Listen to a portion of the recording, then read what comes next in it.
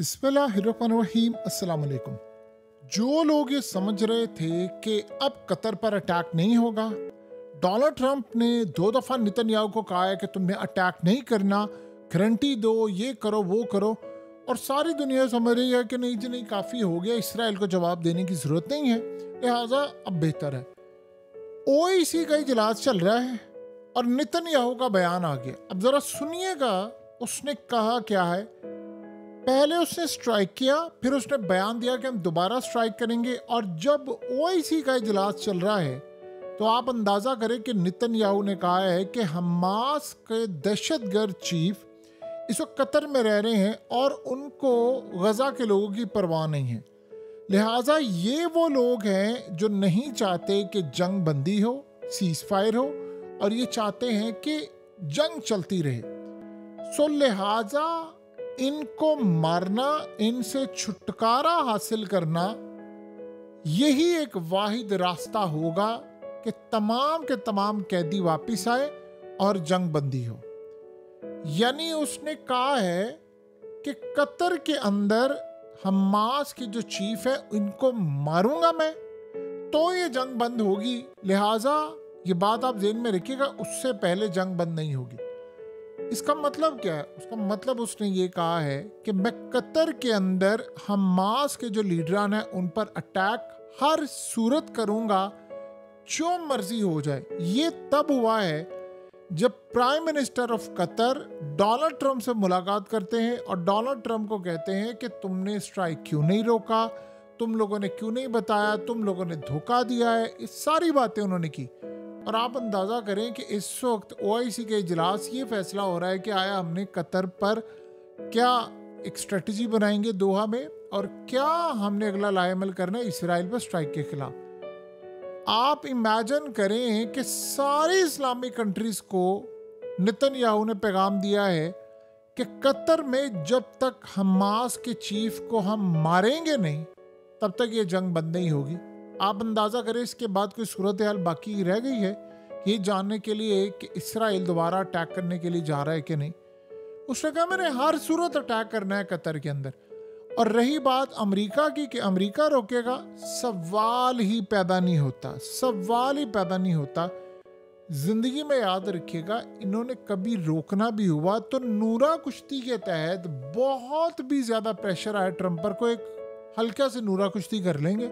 को मिसाइल की फिलहाल वो तो दूर तक होती नजर नहीं आ रही। यानी ये बात किस तरह हजम की जाए कि F-35 इसराइल के हों और वो अमेरिका ने दिए हों और अमेरिका ही उनको मार गिराए, और अमेरिका मिसाइल दे इसराइल को, अमेरिका इंटेलिजेंस मालूमात दे इसराइल को कि तुमने कतर पर अटैक करना है, और अमेरिका ही उस अटैक को रोक दे।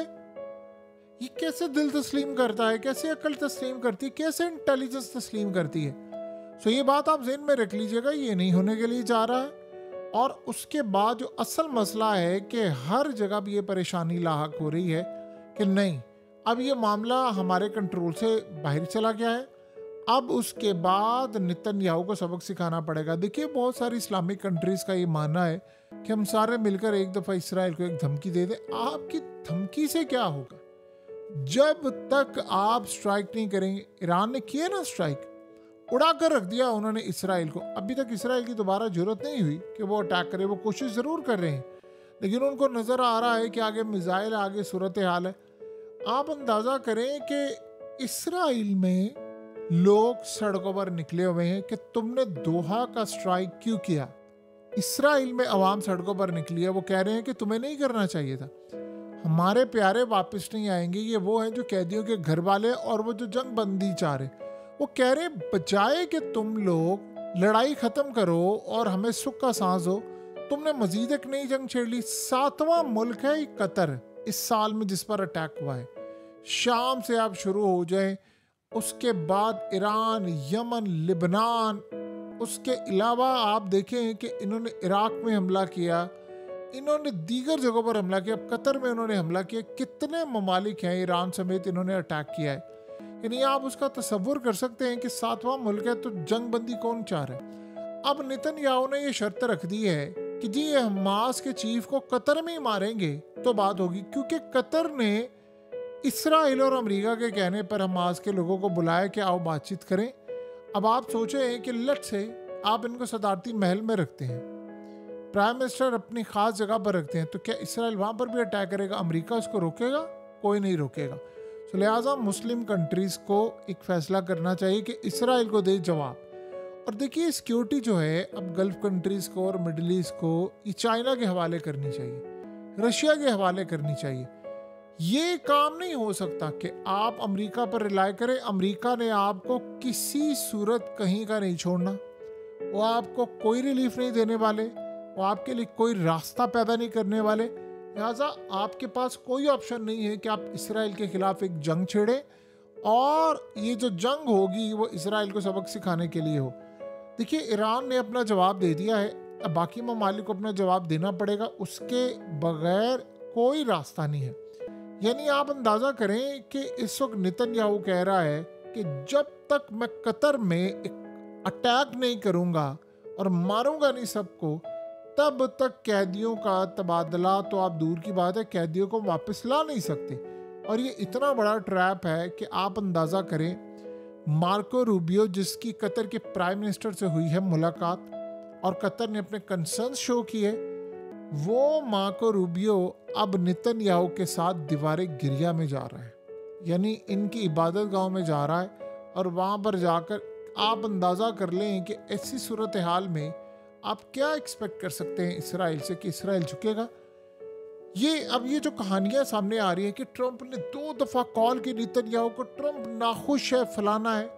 ट्रंप हर 2 मिनट के बाद ट्वीट करता है, हर जगह करता है, हर जगह पंगे लेता है। ट्रंप को अभी तक तौफीक नहीं हुई कि वो ट्वीट करके कि नेतन्याहू अगर तुमने अटैक किया तो हम तुम पर अटैक कर देंगे। कतर ने इनको क्या दिया हुआ है? कतर ने इनको अड्डा दिया हुआ है, सहूलत दी हुई है कि भाई आपने हमारी मदद करनी है, आप हमें बचाएं और हमारी हिफाजत करें। तो आपने हिफाजत क्या खाक करनी है? आप अटैक ही नहीं कर पा रहे इसराइल पर और ना इसराइल को दिफा। यही आप रखें S-500 तो आप देखें कैसे रशिया आपकी मदद करता है और कैसे आप पर आने वाला हर हमला रोकता है। ये बेसिक सूरत हाल, ये वो चीज़ है जिसका हमें अच्छी तरह अंदाज़ा और हमें इसका तसव्वुर भी देखना चाहिए कि मामलात क्या है। बहरहाल आने वाले वक्त में एक बात तो तय है और ये बात बिल्कुल अच्छी तरह आप समझ लें कि अब टाइम बहुत कम है। इसराइल करने जा रहा है कतर में दोबारा स्ट्राइक, और इस दफ़ा वो बड़ा ख़तरनाक स्ट्राइक करेगा और वो मार कर कह देगा कि जी ठीक है मैंने मार दिया, फलाना कर दिया। आप कितनी देर तक निगोशिएट करेंगे? वो ये चाह रहा है कि हमास के लोगों को आप तुर्की में भेजें, हम तुर्की में उड़ा देंगे। आप किसी भी इस्लामिक मलेशिया कंट्री में भेजें, इंडोनेशिया में भेजें, हम वहाँ पर भी उनको उड़ा देंगे। आप सऊदी अरब में भेजें, हम वहाँ पर भी उड़ा देंगे। अब दुनिया के किसी कोने में भेजें, हम उड़ा देंगे उनको। आप अंदाज़ा करें कि वो दुनिया में ऐसा दंदराता फिर रहा है। जब गजा की तबाही हो रही थी तो इसराइल ने ये चीज़ देख ली थी कि मुसलमानों में दमखम बाकी नहीं रहा, ये कुछ भी नहीं कर सकते। अब ट्रंप इसमें मिला हुआ है, अब पूरा यूरोप इसमें मिला हुआ है। अब रास्ता क्या है? असल बात डिस्कस करने वाली ये है कि अब पीछे रास्ता क्या बचा है। देखिए रास्ता वाहिद ये बचा है कि कतर ये ऐलान कर दे कि हमने बदला लेना है और कतर इसराइल पर कर दे स्ट्राइक। इसके अलावा कोई रास्ता नहीं कि तुमने जरूरत कैसे की स्ट्राइक करनी, सिंबॉलिक कर ले लेकिन करे। लेकिन आप अंदाज़ा करें कि हमास की लीडरशिप तो सिर्फ एक बहाना है। असल में कतर के ऊपर हमला करके उन्होंने मिडल ईस्ट में, गल्फ कंट्रीज में हमलों का आगाज़ कर दिया है। सो ये अब आप बात अच्छी तरह समझ लें कि ये मामला यहाँ तक आ गए हैं। ईरान पर हमला हुआ, ईरान ने जवाब दे दिया। जो मुल्क असल में होना ये चाहिए, सारी इस्लामिक कंट्रीज अपनी एक फ़ौज बनाकर, अपनी एयरफोर्स बनाकर आप चढ़ दौड़ें, फिर आप देखिए कि क्या सूरत हाल होती है। वरना इसी तरह होता रहेगा, आज इसकी बारी है, कल किसी की होगी, कल किसी की होगी। आपको पता है कि गल्फ कंट्रीज इस वक्त रिलाय जो अमेरिका पर करी, उनको अंदाज़ा हो गया है अगर अमेरिका ने वाकई कुछ किया होता तो आज ये नेतन्याहू इस तरह धमकी देता कि कभी भी नहीं हो सकता था। बहरहाल उसने ऐलान कर दिया है कि मुझे मारना है कतर के अंदर और मैं इनको मारूंगा, और वो मार देगा। ये आप ज़हन में रखें। ये वो लोग हैं जो बाज नहीं आते। अब 2 लाख से ज़्यादा लोगों को उन्होंने गजा में मार दिया है, तो तो बाकी जगहों पर मारने के लिए उनके पास कोई यानी गीदड़ सिंगी कम है कि वो नहीं मारेंगे, वो मार देंगे। या उनको किसी का डर है, अमेरिका का डर है, अमेरिका साथ मिला भाई। ये कह रहा अमेरिका को आखिरी दम तक नहीं पता था, फलाना नहीं पता था। अमेरिका सब मिला होता है, उसकी मर्जी से, उसकी मदद से ये हमला हुआ है। और ये गुड कॉप बैड कॉप खेल रहे हैं कि जी तुम मारते जाना, हम साथ साथ मजम्मत करते जाएंगे। ये असल में इस तरह की सूरत हाल है।